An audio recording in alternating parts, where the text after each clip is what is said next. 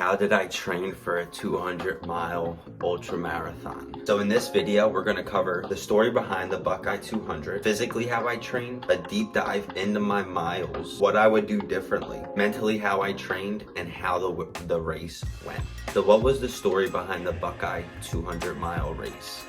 Coach Pete let me know that he and a few other ultra runners were signing up for the Buckeye 200, and he mentioned that he thought I could do this race, that this was something that I could do. And mind you, before this, I only ran one 100-mile race in my entire life around a 1-mile track. I was destroyed after that race. It's not like I went out and crushed it. My feet were destroyed. I barely finished. My IT band was so messed up. But this little belief Coach Pete gave me, it was all I needed.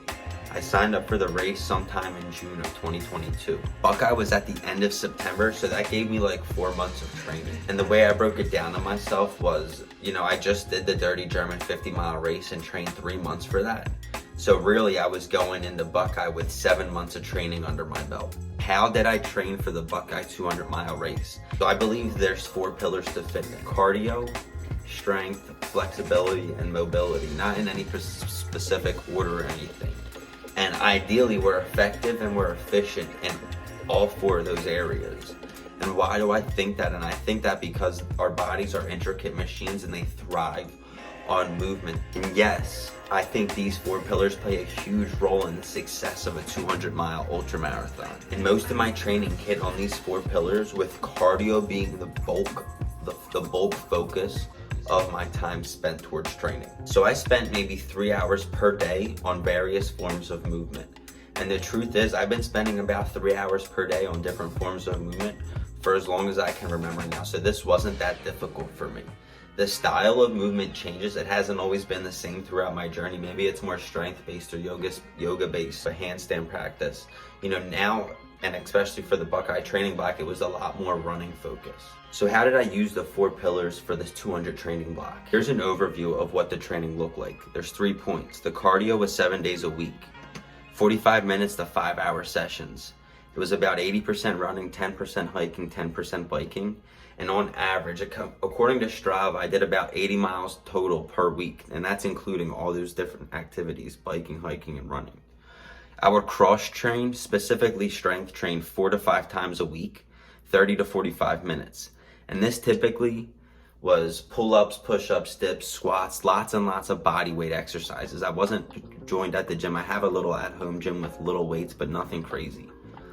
And for flexibility and mobility, I'd spent 10 minutes in the morning, 10 minutes at night, and about 25 minutes throughout the day doing various exercises: the dead hang, deep squats, running specific yoga flows. And I try to do a 45-minute yoga flow or recovery session once a week. So foam rolling is mainly what that recovery session would look like. And here's a breakdown of the specific weekly running workouts. What did my running specifically look like day to day? So typically on Mondays, I'd have an active rest day. Tuesdays was speed day, so I do hill repeats, about 75% effort for 45 minutes. Wednesday, Thursday, Friday were typically back-to-back long runs, or back-to-back-to-back. And then I do short or medium runs the rest of the days, the other 2 or 3 days.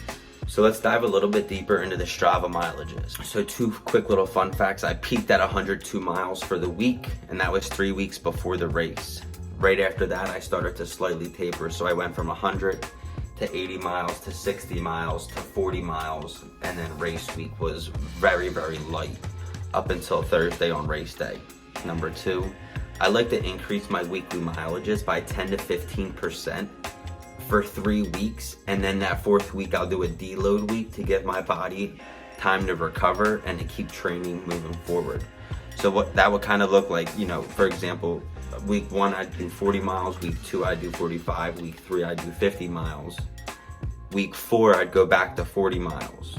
So that was the month cycle right there. Here's a quick overview of the monthly averages for how many hours I put in on Strava, how many miles I either ran, biked, or hiked. And it comes out to about 80 miles per week. The most important thing to note here is in August, that was my peak month with almost 60 hours of training and 350 miles for the month. That did include a 60-mile 12-hour ultramarathon, the Loopy Looper 12-hour, and I used that as an A race. I gave it my all to stimulate Buckeye, and then a week or two later I did a 32-mile long run just to make sure that everything felt good, looked good, worked good. And leading up into Buckeye, I have never felt in a better physical shape in my entire life. All right, let's talk about what I would do differently. So there's 3 things I do differently. First, I do more running specific exercises. The ATG split squat, more shin and calf raises, some good mornings, some Pilates.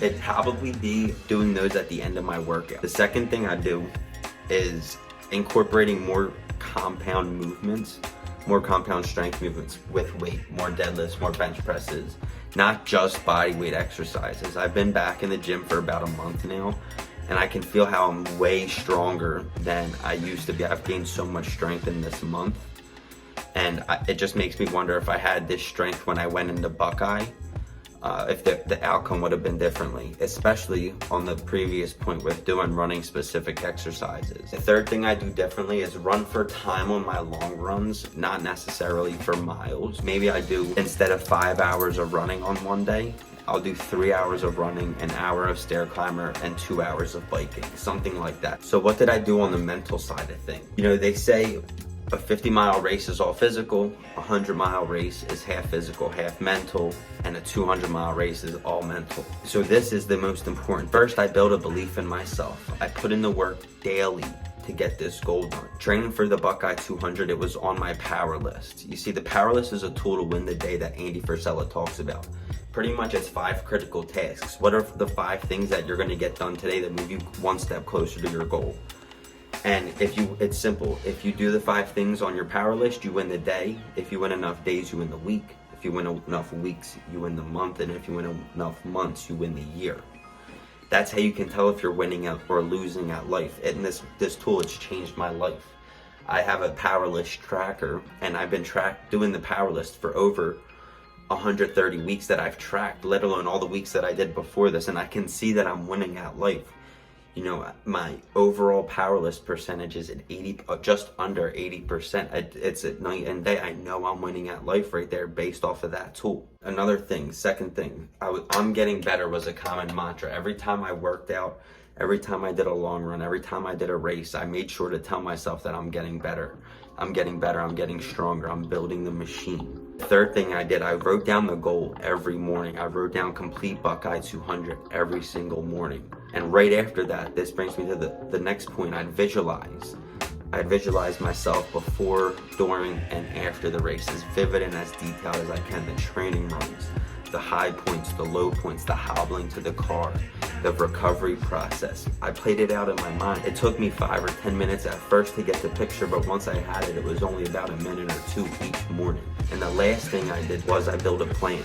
I have an Ultra Note document on Google, and it contains all the planning for the race, all the notes I've put together for all the races that I've done. And it could cover things like crew, gear, nutrition, hydration, strategy, concerns, thoughts, research, anything that I think needs to be in the plan. I put it on this document and I organize it later, and I typically review the document once per week. So how did the race go? I mean, first off, what an unforgettable experience. I'll never forget this race. The goal was just to finish, and we placed 18th overall out of 40 people. It took me about 99 hours, just over 4 days. Corey and Champion crewed most of the journey and played a key role in some critical moments, and I really appreciate them for that. I had right shin issues for about 100 miles that slowed me down on the last day. In various points throughout my running journey, my right leg's given me issues, whether it's the arch, my groin, my knee, my IT band. And each time something comes up, I strengthen that area. I was super happy for the fact that I didn't have any knee, feet, IT band, groin issues during Buckeye. The shin was the only issue this time, and you know, looking back, I haven't been putting in the work to strengthen that shin. So it's almost no wonder this came up, and it's something that I'm gonna be fixing and working on differently moving forward, is specifically strengthening that shin muscle. Well, I appreciate your attention. That's it for this video. And with that, go get your miles. Thanks, y'all. Peace.